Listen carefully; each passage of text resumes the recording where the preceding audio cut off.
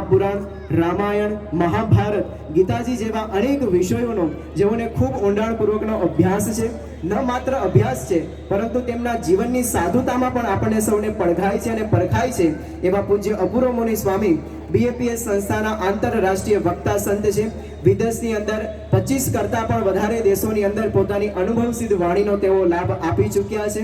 BAPS સંસ્થાના મોટા ઉત્સવ સમયોની અંદર મુખ્ય સભા વ્યવસ્થાની મહત્વપૂર્ણ જવાબદારી પણ પૂજ્ય અપૂર્વ મુનિ સ્વામી સંભાળે છે. સ્વામીનો આ પરિચય તો આપણે સૌએ પ્રાપ્ત કર્યો, પરંતુ જેમ શાસ્ત્રોમાં લખ્યું કે દુઃખ આવે ત્યારે ભગવાન વિસરાય, પરંતુ પૂજ્ય સ્વામીના જીવનની અંદર એવું પડઘાય છે કે જેમ જેમ તેમના જીવનની અંદર શારીરિક દુઃખો કસોટીઓ આવી તેમ તેમ તેમના જીવનની અંદર ભક્તિ નિખારને પામી. આપણે સૌને આશ્ચર્ય થશે અને સુવિદિત પણ છે કે છેલ્લા 4 વર્ષથી સ્વામીને આંખની બ્લેફરોસ્પાઝમ નામની ગંભીર બીમારી છે અને આ બીમારી એવી છે જે આંખની પાપણો આપણે ન ઈચ્છતા હોઈએ છતાં પણ ઓટોમેટિક બંધ થઈ જાય. ઘણો બધો ખોલવાનો પ્રયત્ન કરીએ, આપણી ઈચ્છા હોય છતાં પણ આપણે આંખ બંધ જ થઈ જાય, એટલે કે લગભગ અંધ જેવું જીવન વ્યક્તિનું બની જાય. આ એક ન્યુરોન ડિસીઝ છે. સમગ્ર ભારતભરમાં 50 કરતાં પણ વધારે હોસ્પિટલો અને સમગ્ર વિશ્વમાં 100 કરતાં પણ વધારે હોસ્પિટલોની મુલાકાત લીધા બાદ પરમ પૂજ્ય મહંત સ્વામી મહારાજના આશીર્વાદથી અત્યારે તેમની આંખોમાં પુનઃ 65% જેટલું વિઝન આવ્યું છે.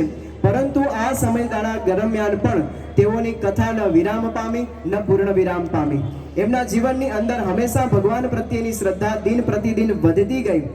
માત્ર આંખોની જ બીમારી એટલું જ નહીં, પરંતુ કિડનીના અંદર પથરીનો અનેક વખત ઓપરેશન સ્વામીશ્રી ઉપર થઈ ચૂક્યું છે અને હાલમાં પણ બંને પથરીઓની અંદર 6 કિડની અંદર પથરીઓ હોવા છતાં પણ આટલા અસહ્ય દુખાવા વચ્ચે પણ આજે આપણી સૌની વચ્ચે તેઓ કથા વાર્તાનો લાભ આપવા માટે પધાર્યા છે.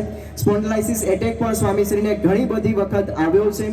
આવી ગંભીર પરિસ્થિતિની અંદર પણ તેઓનું વાંચન, તેઓની ભક્તિ, ઠાકોરજી પ્રત્યેની અડોગ શ્રદ્ધા, પરમ પૂજ્ય મહંત સ્વામી મહારાજ પ્રત્યેની તેઓની અડગ શ્રદ્ધા એ ક્યારેય ઓછી થઈ નથી, ક્યારેય વિરામ પામી નથી. અને એટલા માટે જ રાજકોટ, ન માત્ર રાજકોટ પરંતુ સમગ્ર BAPS સંસ્થાના પરિવારના તમામ બાળકો, યુવાનો, વડીલો, સંતો, ભક્તો તમામના પ્રિય પાત્ર હોય તો એ પૂજ્ય અપૂર્વ મુનિ સ્વામી છે.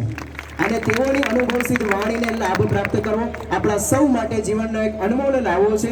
ત્યારે આવો આજે સબ દર્દો કી એક દવા આ વિષયને આપણે સૌ સમજવા માટે જઈ રહ્યા છે, માણવા માટે જઈ રહ્યા છે.